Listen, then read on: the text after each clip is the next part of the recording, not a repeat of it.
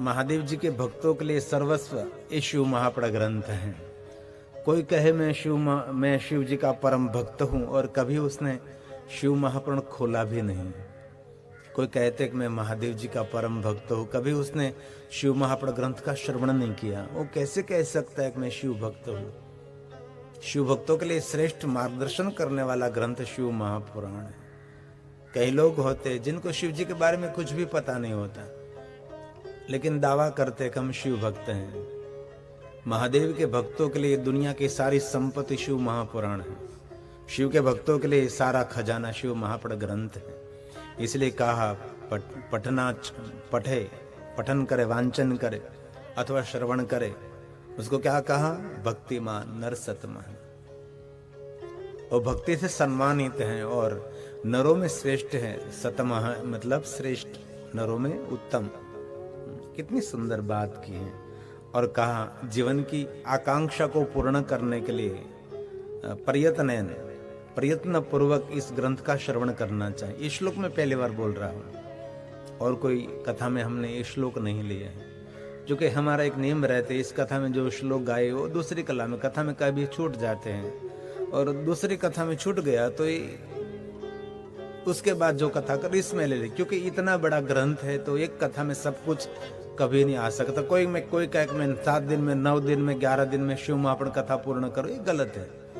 पूरा जीवन निकल जाए तो भी कथा कभी पूर्ण नहीं होती। ये तो जो ध्यान में आया और जो स्पर्श हो गया और ले लिया वो दे दिया। ये पहली बार में ये बिलवृक्ष के नीचे ये श्लोक गा रहा हूं जो व्यास के मुख से प्रकट हुए हैं। कितनी सुंदर बात की। जीवन की आकांक्षा को दूर करने के लिए शिव महापुराण ग्रंथ का श्रवण करे। कैसे? प्रयत्न पूर्वक। प्रयत्न कैसे? तो घर बार परिवार को छोड़ना पड़ता है ना, प्रयत्न तो करना पड़ेगा ना। आप व्यवसाय करते तो उसको छोड़ना पड़ेगा, व्यापार करते तो उनको छोड़ना, खेती करते तो ये छोड़नी पड़ती है, घर में कुछ काम है तो भी छोड़ देना पड़ता है। प्रयत्न करके आप कथा सुने, प्रयास करना पड़ता है ना। डूबने के लिए कोई प्रयास नहीं, लेकिन तैरने के लिए मरना भी पड़ता है। इसलिए ये बहुत जरूरी है, प्रयत्न पूर्वक। और क्या कहा मालूम? श्रवण प्रेमणा। श्रवण करे लेकिन प्रीति के साथ श्रवण करे, प्रेम के साथ श्रवण करे तो सर्व काम फलम प्रदम। कितनी सुंदर बात की। देखो तो सही, ये भगवान व्यास की सुंदर रचना है। एक एक श्लोक भगवान शंकर जी की पूजा है, एक एक श्लोक महादेव की वंदना है। और ये बिलवृक्ष के नीचे बैठकर ये हमारा कितना बड़ा सौभाग्य है। कभी कभी तो हम अपने स्वयं को धन्यता देते रहते हैं, कोई और देव ने दे। आपड़ो वहां आपड़े ठपकारों को शाबाश शाबाश, आगे निकलो शाबाश। अपने जीवन को आप ही खुद धन्यता दीजिए। आपके जीवन की आप खुद सराहना करें कि मैं बराबर हूं।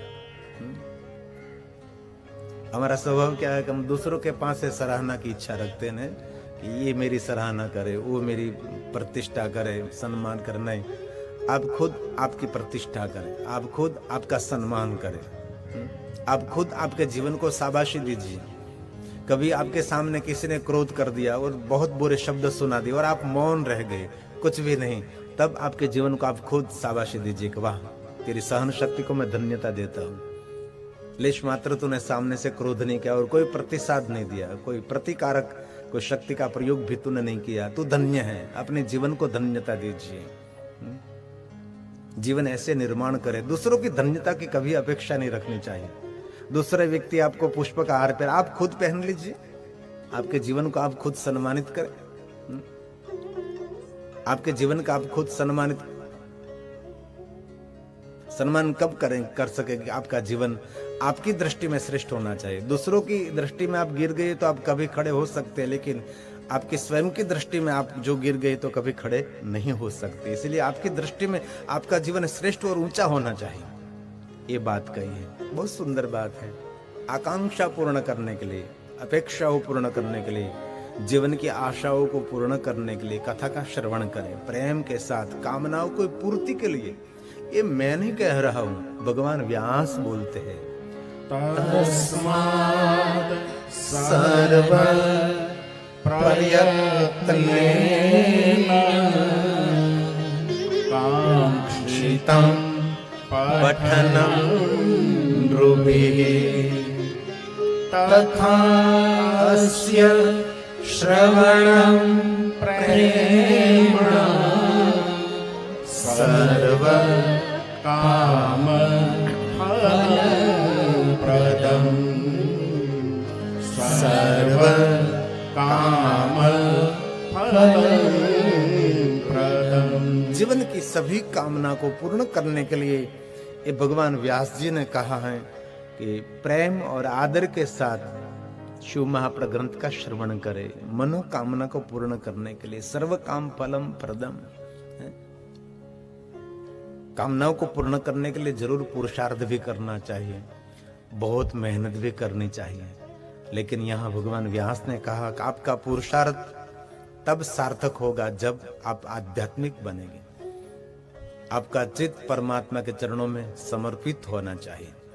मैंने बहुत बड़े बड़े लोगों को देखा, मिला, वार्तालाप किया, लेकिन बहुत बड़े लोग हैं वो बहुत श्रद्धावान होते हैं और आध्यात्मिक भी होते हैं। उनके जीवन में कुछ छूटता नहीं है और चारों तरफ उनकी दृष्टि रहती है। ये लोग आगे बहुत जा सकते हैं। कहीं लोग उल्टी गुल्टी करके धनपति बन जाते हैं, लेकिन ये धन बहुत लंबे समय तक आपके पास रहने वाला नहीं है। पवित्रता के साथ आपके पास कोई भी धन आएगा, वो धन आपकी 7 पीढ़ी तो नहीं, 21 भी नहीं, एकोतेर कहते हैं ना, एकोतेर को तार देते हैं, 71 को तार देते हैं ना, ये जो नीति से आया हुआ धन। आजकल तो वर्तमान युग में आप देखें तो सब लोग धनवान बनने की हरीफे में बैठे हैं, सबको रातों रात बनना है। तो वहां बैठ जाइए, सुपरस्टार के सामने कौन बनेगा करोड़पति वहां बन सकते आप, लेकिन धीरे धीरे आगे बढ़े। जैसे पहाड़ आप चढ़ते हैं तो एक साथ में कभी पहाड़ नहीं चढ़ सकते, एक एक सीढ़ी करके धीरे धीरे धीरे धीरे आप पूरे पहाड़ की चोटी पर जा सकते हैं। हनुमान जी की तरह आप कूद नहीं सकते, आप ये तो हनुमान जी कर सकते हैं। हनुमान कूद को हनुमान जी के नाम पर है। जैसे भीष्म प्रतिज्ञा दानेश्वरी करने, वैसे कूद को कौन हो? हनुमान जी महाराज। कोई कहे कूद को तो कहे हनुमान। तो बहुत बड़ी बात भगवान व्यास जी ने कही है। अब कहते हैं जो कोई पुराण का श्रवण करते हैं, शिव महापुराण ग्रंथ का, उनके लिए कहा भुक्तवा भोगान सुविपुलान। सुविपुलान मतलब सुख पूर्वक संसार का भोग उनको मिलेगा। बहुत लोगों को संसार का भोग मिला है, लेकिन सुख पूर्वक वो भोग नहीं सकता। कितनी सुंदर शब्दावली, भुक्तवा भोगान सुविपुलान। विपुल विपुल परमाणु में मतलब बहुत बड़े भोग आपको मिला है, लेकिन वो सुख पूर्वक ये भोग को भोग सको, ये परमात्मा की कृपा है। आपके सामने बहुत सारा भोजन पड़ा है, इतने मिष्टान, इतने व्यंजन, बहुत सब कुछ है, लेकिन आपके पास आरोग्य है, ये सब मिष्टान आपके लिए हैं। आपके पास आरोग्य है तो ये सभी व्यंजन आप खा सकते हैं ना। आपके पास आरोग्य नहीं है तो ये भोग आपके लिए तो कुछ काम का नहीं। बस देखते रहो दूसरे खाते वो लोग। शिवलोकम बाप में जाते हैं, दूसरा खाता है वो देखते रहोगे, खा रहा हूं मैं नहीं खा रहा हूं गुलाब जामुन। ये भोग मिला है, लेकिन ये भोग को आप सुख पूर्वक भोगे, वो परमात्मा की कृपा। ये यहाँ कहे निष्पापो जायते नरः। कितनी सुंदर बात की। जो कोई शिव महापुराण ग्रंथ का श्रवण करते हो वो निष्पाप हो जाएगा, कोई पाप उनको स्पर्श नहीं करेगा। ये सभी श्लोक शिव महापुराण ग्रंथ के हैं।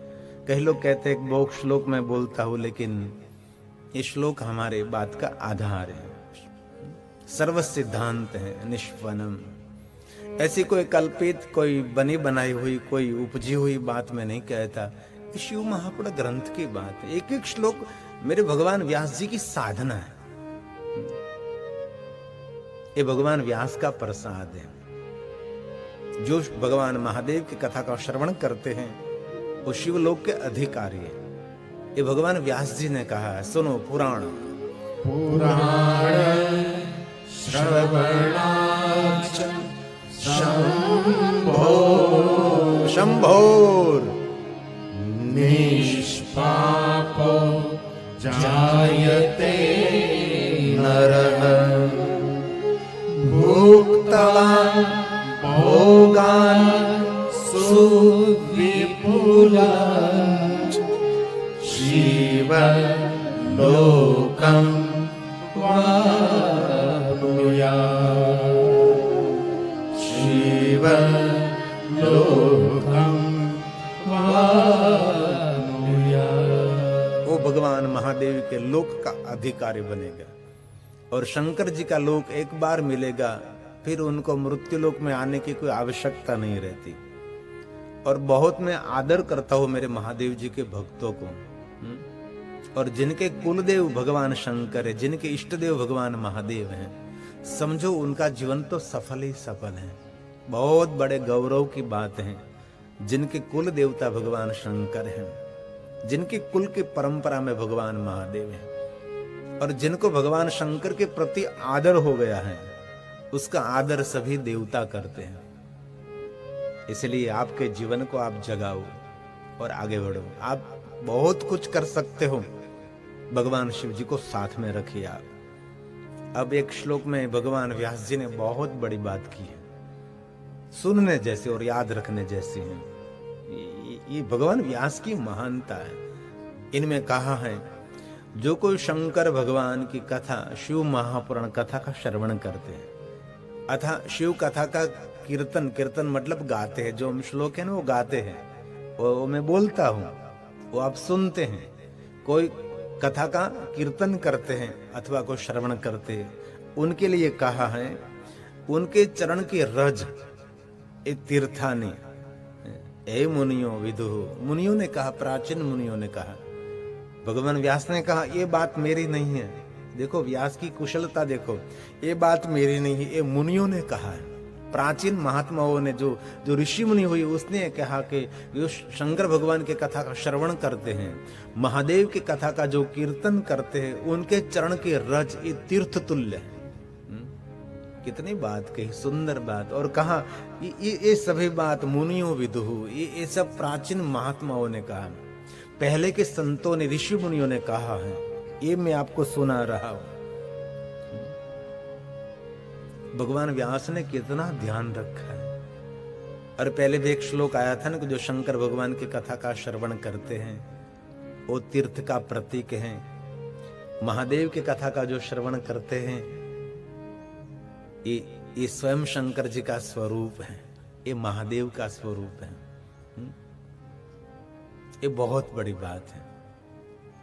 और इससे बड़ा तो कोई सम्मान कहीं जगह पर मिलेगा नहीं आपको, कि आपको कोई रुद्र तुल्य कहे, आपको कोई तीर्थ तुल्य कहे। ये शिव महापुराण आपको सम्मान दे रहे हैं कि शंकर भगवान की कथा का जो श्रवण करते हैं रुद्र तुल्य, तीर्थ तुल्य है, उसके चरण रज तीर्थ रज है। ये भगवान व्यास ने ये श्रोताओं को सम्मान दिया, जो शिव महापुराण ग्रंथ का गायन करते हैं, श्रवण करते हैं, उनके लिए का पदाम्बुजम रजाम सेव, उसकी रज, चरण रज, तीर्थ रज, गौरज कहते हैं ना, गाय के पैर के नीचे गौरज, व्रज रज। ये सुंदर बात भगवान व्यास ने कहा। सुनो जरा एक श्लोक, ये महादेव का प्रसाद, व्यास जी का वरदान। श्रृण्वन्तां तत्पुराणं हि तथा कीर्तयतां च तत पदाम्बुजं व्रजां सेव तीर्थानि मुनयो विदुः तीर्थानि मुनयो विदुः। ये प्राचीन ऋषि मुनियों ने कहा, बहुत सारे मुनियों ने कहा है, जो भगवान महादेव की कथा का श्रवण करते, उनके चरण के रज एक तीर्थ रूप है। मैं ऐसे आपके सामने बात कह दूं कि जो कथा सुनते उनके चरण रज तीर्थ रूप है, तो ये आपके मन में ऐसा भाव बनेंगे कि ये श्रोताओं को अच्छा लगाने के लिए, श्रोताओं की खुशामद है। मैं श्लोक का गायन इसीलिए करता हूं कि ये हमारे शब्द नहीं, ये भगवान व्यास का प्रसाद है। ये भगवान व्यास जी ने कहा है, और व्यास जी ने भी ये कहा कि ये मैं नहीं कह रहा हूं, प्राचीन ऋषि मुनियों ने कहा है। जो कथा का श्रवण करते हैं उनके चरण के रज ये तीर्थ रूप हैं। क्या बड़ी बात बताई। इसलिए जो कथा सुनते हैं ना, वो बड़े भाग्यवान होते हैं। भले टेलीविजन के माध्यम से, लेकिन आपके जीवन के जो कीमती समय आप कथा सुनने में दे रहे हैं, और जो कथा श्रवण करते हो तो भाग्यवान है, लेकिन जिनके माध्यम से कथा हो रही है वो जजमान श्री का भी बहुत पुण्य और भाग्य रहता है। तब ये कथा के जजमान श्री बनते हैं। और बहुत लगातार जब से लॉकडाउन शुरू हुआ, वहां से हम बस 3 महीने हमारी छुट्टी रही। हमने दीव में बहुत जाहिर कथा की।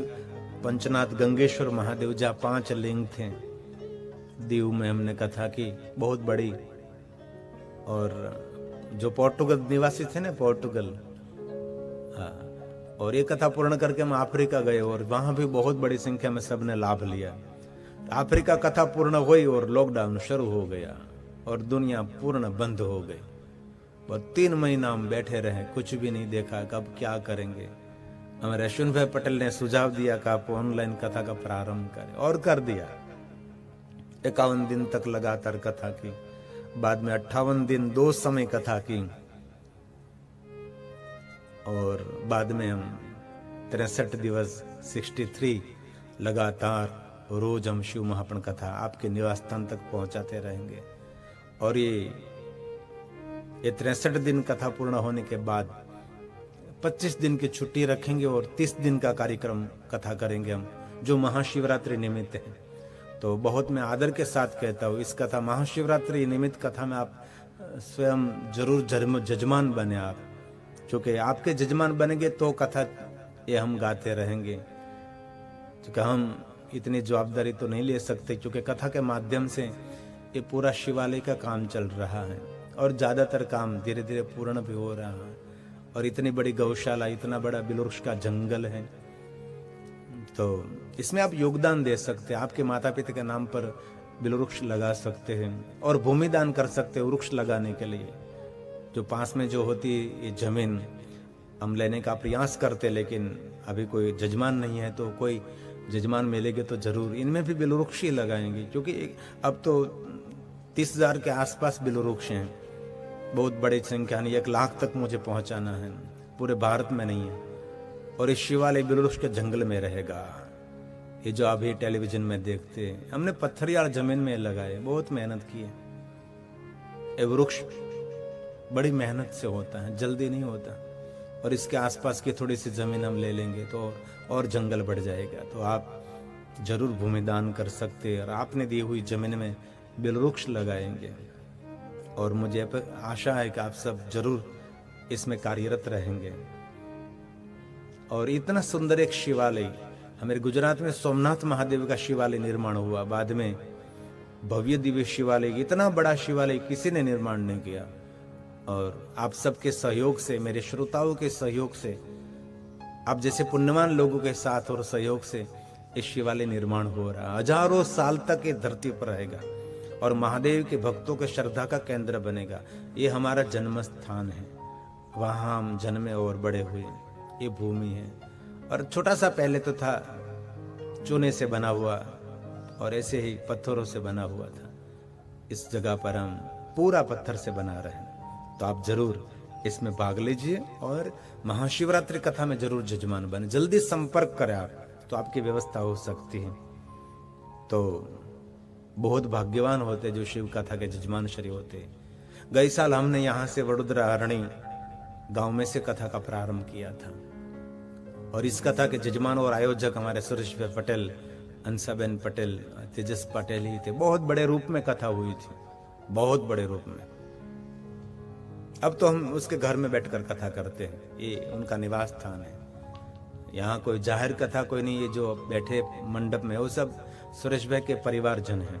बहुत लोग फोन करते, तंग करते हैं, कहूँ तो दुखी भी कर देते हैं कथा में आने के लिए। किसी का तो फोन भी नहीं उठाता मैं, क्योंकि कैसे ना कहे। इसलिए मैं हाथ जोड़कर प्रार्थना करता हूँ वडोदरा वासियों को, आप कथा में आने का प्रयास न करें। आपके घर में रहकर आप टेलीविजन के माध्यम से कथा सुने। कितने मेरे निकट के हो, कितने रिश्तेदार हो, लेकिन कथा में न आओ एवी प्रार्थना पहले हम कहते थे कथा में आओ एवी प्रार्थना, हम कहते हैं कथा में नहीं आओ ऐसी प्रार्थना करते। टेलीविजन के माध्यम से, मोबाइल के माध्यम से कथा सुने, और बहुत लोग परेशान करते हैं, इसलिए आप हमको परेशान नहीं करें। ये प्रीतिश भाई पर फोन करते रहते, दिलीप पर फोन करते रहते, सब पर फोन फोन फोन लगातार, ऐसा बर्ताव न करें। हृदय से प्रार्थना करता हूं, हम हमारा काम करें और आप कथा सुनते रहें। इसलिए जो हमारे निकट वाले लोग हैं वो बहुत परेशान करते हैं, એટલે આમ તો નજીક કોઈને આવાજ ન દેવાય, મજા છે દૂર રહેવામાં। જેટલાને વધારે નજીક લાવીને વધારે બોલાવી એટલે વધારે લોહી પીવે, એટલે આમાં તકલીફ એ થાય છે। એટલે એક હૃદયની પ્રાર્થના છે, કથામાં નહીં આવો, બસ आपके टेलीविजन से कथा सुने। तो बहुत सुंदर बात है, भगवान व्यास ने कही है, अति दिव्य बात कही है। आपका श्रेष्ठ आप चाहते हैं तो उभय लोक में कल्याण, उभय लोक कल्याण એટલે इस स्वर्ग लोक में आपका कल्याण जो आप चाहते हैं, श्रेय श्रेय चाहते हैं, श्रेयस, तो ये कथा का श्रवण करें, भक्ति पूर्वक करे श्रवण, और नित्य श्रवण करे। ये निर्मल शिव महापुराण, शिव महापुराण को सम्मान दिया है, शिवम पुराणम ममलम भक्तिया। ये पुराण, ये निर्मल पुराण, निर्मल मतलब इसमें कोई ऐसी कोई बात नहीं है जो आपके जीवन को मलिन कर सकते। इसमें ऐसी कथा कही है कि जीवन मल रहित हो जाए। एक सुंदर भजन मेरे पास है, बाद में श्लोक बोलूं मैं। कया पानी में मलमल नहाए, ये ब्रह्मानंद स्वामी का भजन है। इसमें जो कहानी से मुझे याद आ गया, मल को दूर करने वाला, ये बहुत सुंदर भजन है, ब्रह्मानंद स्वामी का भजन है। क्या पानी में मलमल नहाए, क्या पानी में मलमल नहाए।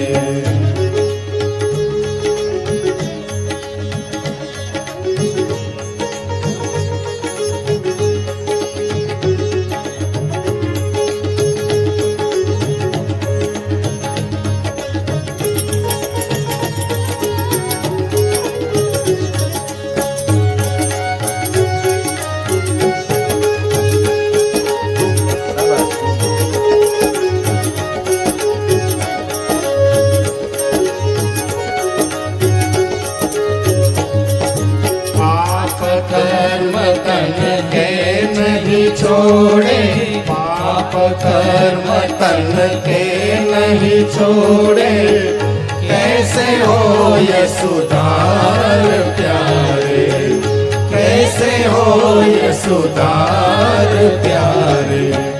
क्या पानी में मलमल नहाए, क्या पानी में मलमल नहाए।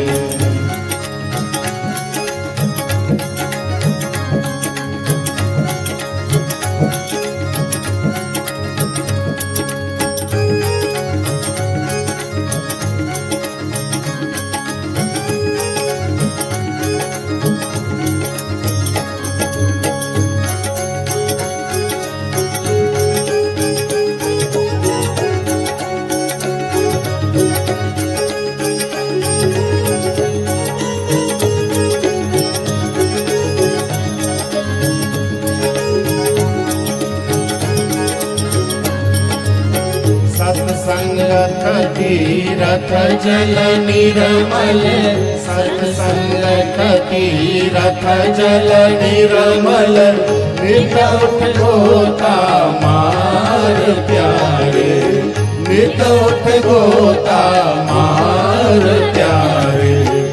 क्या पानी में मलमल नहाए, क्या पानी में मलमल नहाए।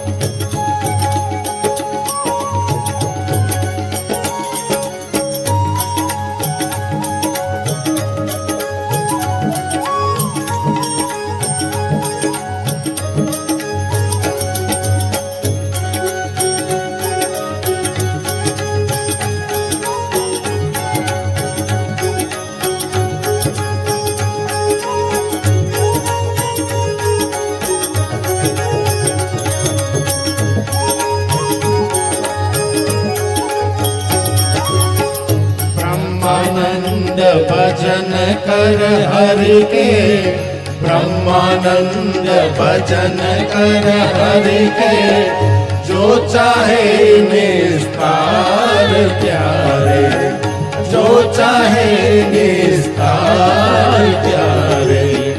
क्या पानी में मल मल नावे, क्या पानी में मल मल नावे, क्या पानी में मल मल नावे, क्या पानी में मल मल नावे। मन की मैल उतार प्यारे, मन की मैल उतार प्यारे। क्या पानी में मल मल नावे, क्या पानी में मल मल नावे, क्या पानी में मल मल नावे। इसलिए भगवान व्यास जी ने कहा है, जीवन को निर्मल बनाने के लिए श्रेष्ठ कोई साधन है तो कथा श्रवण है। हमारे कबीर साहब का एक भजन नहीं, साबू ले ले पानी ले ले, साबू ले ले पानी ले ले, मल मल काया धो। साबू ले ले पानी ले ले, मल मल काया धो। अंतर घट को दागन छूटो, अंतर घट को दागन छूटो। कैसे निरमल हो साहेब तेरो, वेद न जाने को। साहेब तेरो वेद न जाने को, साहेब तेरो वेद न जाने को। भगवान व्यास जी ने कहा, जीवन को निर्मल बनाने के लिए श्रेष्ठ कोई साधन भगवान की कथा का श्रवण करें। मनवांचित फल प्राप्त करने के लिए भी कथा सुने, भक्ति पूर्वक नित्य इस कथा का श्रवण करें। कोई भी प्राणी अपने जीवन को उभय लोक में जो कल्याण चाहता है, जो श्रेयस मतलब देवलोक में जिनका सम्मान चाहते, तो ये कथा का श्रवण करें। ये वरदान, ये वचन भगवान व्यास का है। इसलिए जो कथा सुनते हैं उनके लिए ये सभी बात कही है। कथा जो कह रहा है उनके लिए कोई बात ही नहीं आती, जो कथा श्रवण करते हैं उनके लिए महिमा है। गंतु गंतु निःश्रेय संस्थान, भगवान महादेव के लोक में अपि वाञ्छन्ति देन शैवं पुराण ममलं भक्त्या शृण्वन्तु ते सदा, शृण्वन्तु ते सदा। कितनी सुंदर बात कही है। जीवन को निर्मल बनाने के लिए मल रहित पुराण, निर्मल पुराण, शिव महापुराण, उनका श्रवण करें। ये तो अभी पहले अध्याय का ही श्लोक है, अब तो 24,000 श्लोक का भाषांतर बाकी है। ये तो अभी शुरुआत है।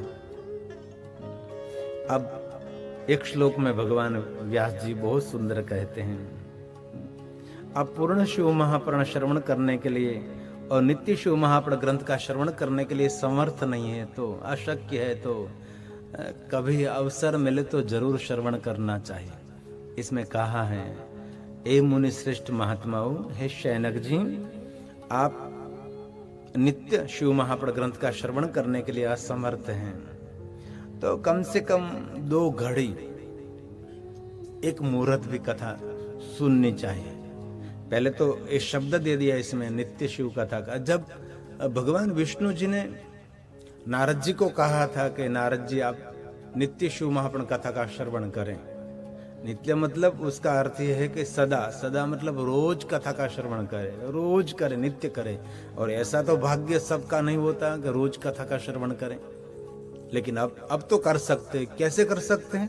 तो कि टेक्नोलॉजी के माध्यम से। ये पहले ये टेक्नोलॉजी नहीं थी ना, कोई टेप रिकॉर्ड नहीं था, कोई पेन ड्राइव, कोई सीडी, कोई यूट्यूब, ऐसा कुछ भी नहीं था।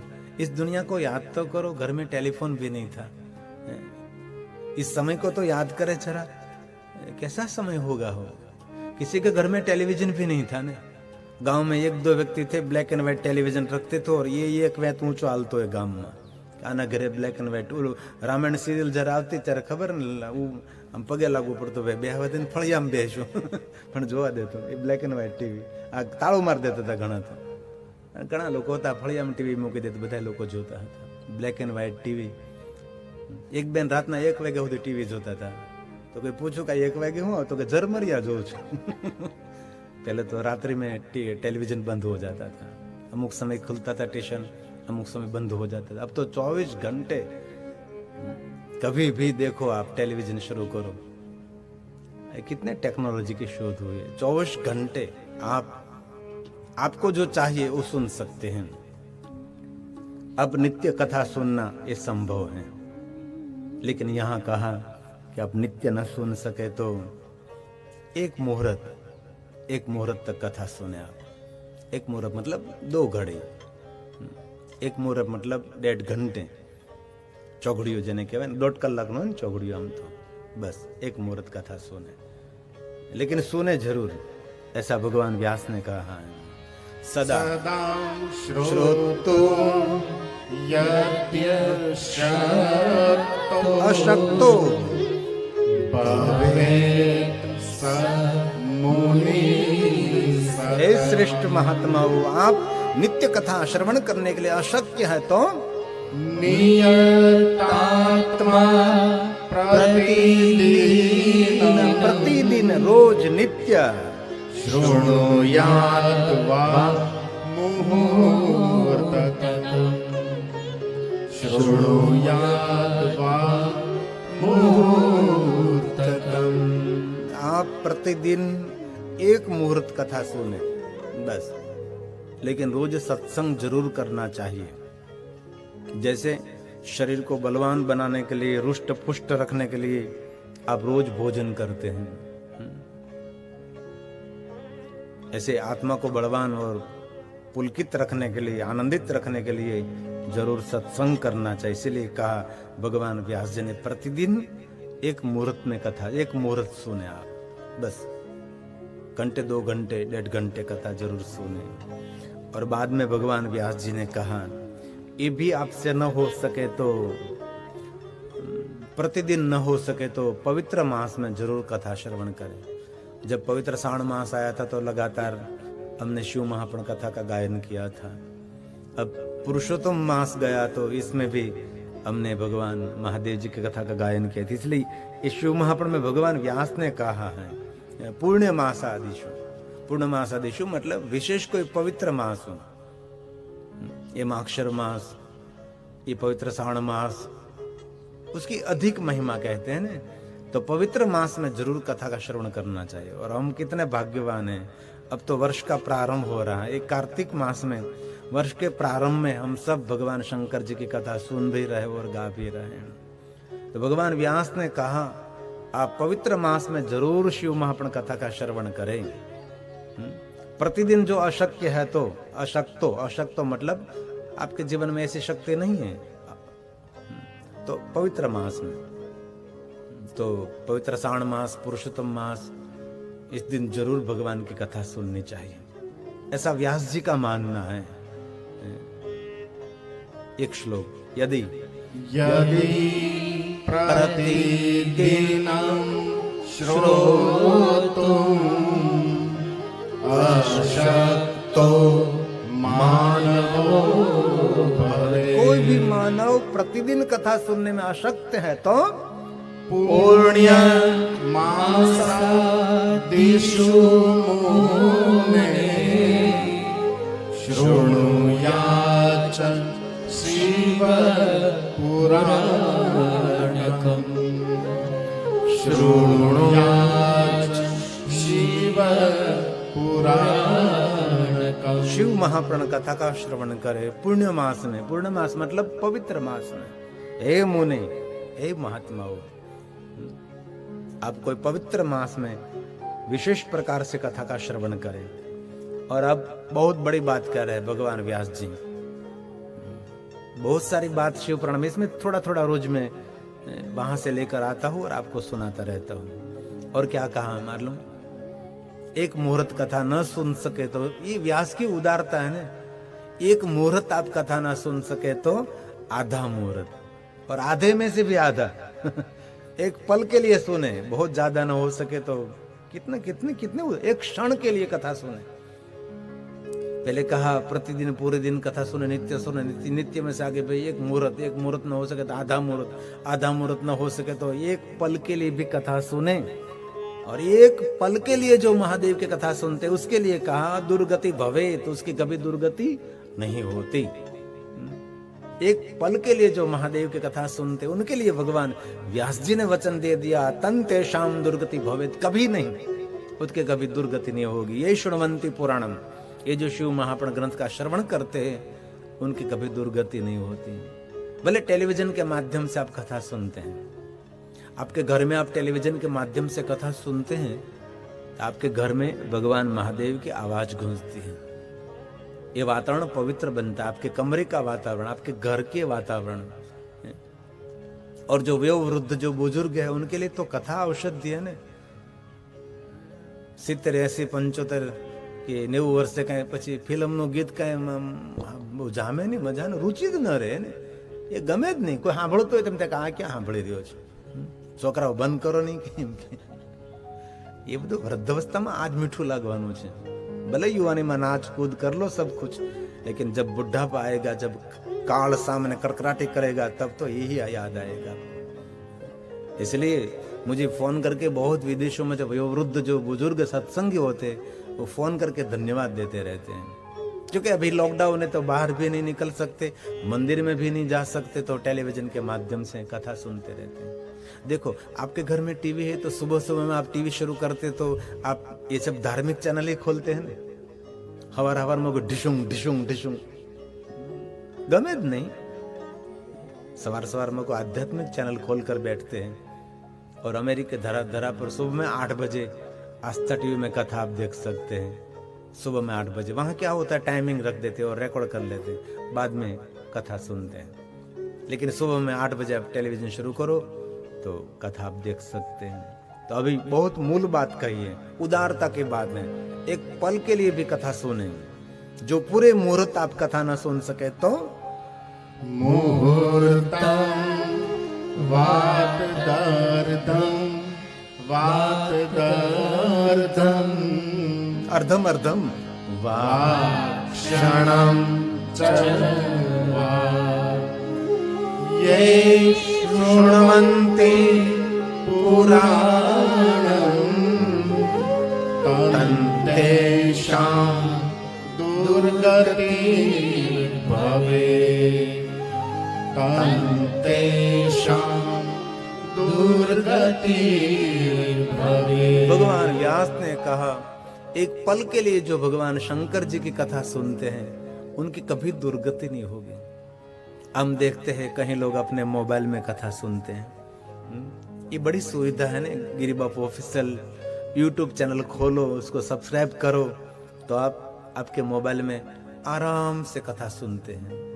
अभी जो जो अपने मोबाइल से कथा सुन रहे हैं उसको मैं हृदय से प्रणाम करता हूँ।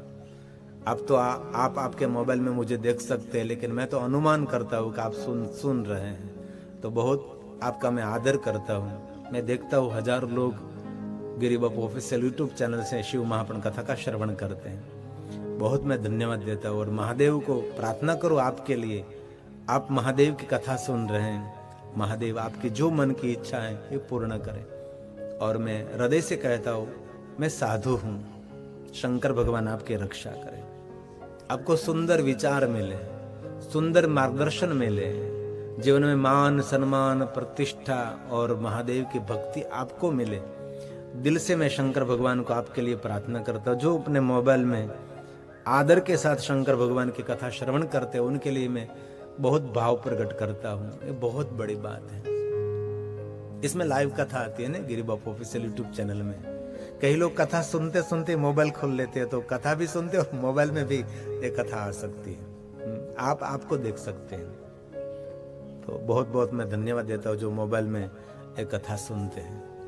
आदर करता हूँ और मैं एक रिक्वेस्ट करता हूँ आपको कि आप आपके जितने रिश्तेदार है उसको भी इससे आप परिचित कराओ कि गिरी बापू ऑफिशियल यूट्यूब चैनल सब्सक्राइब करें। जितने जितने आपके परिचय में उसको लिंक मोकलिए और वो सब इस चैनल को साथ जुड़े तो आप सभी कथा इसमें लाइव प्रसारण देख सकते हैं। तो बहुत मैं आदर करता हूँ जो अभी मोबाइल में जो कथा सुन रहे हैं गिरी बापू ऑफिशियल यूट्यूब चैनल में, मैं धन्यता देता हूँ। अरे मैं तो धन्यता देता हूँ, यहाँ शिव महाप्रण में भी कहा धन्या शिव महाप्रणस्य कथा परम पावनी, ये तो मैंने धन्यता दी, लेकिन यहाँ तो स्वयं भगवान व्यास जी शिव महाप्रण ग्रंथ धन्यता दे रहे हैं। ये श्लोक शिव महाप्रण ग्रंथ का है। मैं श्लोक इसलिए गा रहा हूं, ये व्यास की साधना है। भले आपकी समझ में नहीं आते, कोई कोई शब्द छूट जाते हैं, लेकिन जरूर इस शब्द की महिमा है। कोई बात है तो ऐसे कहते हैं ये बात आपने कही है, ये भगवान व्यास ने कहा है, ये व्यास का प्रसाद है। जो अपने मोबाइल के माध्यम से गिरी बापू ऑफिशियल यूट्यूब चैनल माध्यम से कथा सुनते हैं उनके लिए तो मैं तो यहाँ से धन्यवाद दे रहा हूँ, मैं साधु हूँ, लेकिन ये शिव महाप्रण भी धन्यता दे रहे हैं। धन्या धन्या कथा शंभो स्तवं धन्यो धन्य एव च यदा कर्णेन मात्रेण शिव लोकं व्रजेन्नरः शिव लोकं व्रजेन्नरः। भगवान महादेव लोक के अधिकारी बन जाते हैं। कितने सुंदर स्तवम धन्यो, ये व्यास जी के शब्द हैं। भगवान की कथा तो धन्य है, स्तवम धन्यो धन्य एवच, बहुत बड़ी बात कही। यदा कर्णन मात्रण, जो मैं जो कह रहा हूं उनके साथ ये श्लोक साक्षी दे रहा है। धन्य धन्य कथा शंभो, जो कथा कहते वही धन्य है, जो कथा सुनते वही धन्य है। भगवान की कथा तो धन्य है। कैसे धन्य है? यदा कर्णन मात्रण शिवलोकम व्रजे नर, भगवान महादेव का लोक देने वाले ये शंकर जी की कथा है। मैं तो वैसे ही मैं तो बोल गया था, लेकिन ये शिव महाप्रण का मंतव्य है ना, धन्य धन्य कथा शंभो। शंभु नहीं शंभो आता है, सभी जगह पर शंभो शंभो रहता है, शंभो रहता है। और धन्य शिव महाप्रण कथा परम पावन है। जहां भगवान शंकर जी की कथा गाते हैं वो धरा को भी धन्य कर देते हैं, ये धरा को तीर्थ बना देते हैं। पापी या नपी मुक्ति भगाई यस्य श्रवण मात्रण, पापी होय के न पण पापी होय, सबको परमात्मा का लोक देने वाले शंकर जी की कथा है। ये सूत पुराण जी और भगवान व्यास और महादेव का प्रसाद है। धन्य धन्या शिव पुराणस्य कथा परम मानव मात्र को पावन करने वाली ये कथा जो कोई श्रवण करे, यस्य श्रवण मात्रेण पापी या नपि मुक्ति ओ मानव संपूर्ण मुक्ति का अधिकारी है। लो, मुक्ति के लिए वो बड़ी के साधना अनुष्ठान उपासना जरूर यज्ञ याग आदि सब कुछ करना चाहिए, लेकिन ये कथा सुनने मात्र से आप मुक्त हो सकते हैं, ऐसी बात व्यास जी ने कही। और सदाशिव महास्थान, जहां भगवान शंकर जी की कथा हम गाते वो स्थान नहीं रहता, वो महास्थान बन जाता। कैसा महास्थान? परम धाम परम पदम, परम धाम देने वाला, परम पद को देने वाला। और मैं तो मेरे भाग्य की सराहना करता हूँ कि बिलरुष के नीचे बैठकर मैं भगवान की कथा गाता हूँ। ये कितनी सुंदर बड़ी बात है। ऐसे अवसर बहुत कम मिलते हैं। बिलरुष के नीचे बैठकर यज्ञ करना बहुत बड़ी सौभाग्य की बात है। बिलवृक्ष के नीचे बैठकर पार्थेश्वर महादेव की पूजा करना वो बहुत बड़ा सौभाग्य है। एक बात कहूं, जो बिलवृक्ष के नीचे बैठकर यज्ञ करते हैं भगवान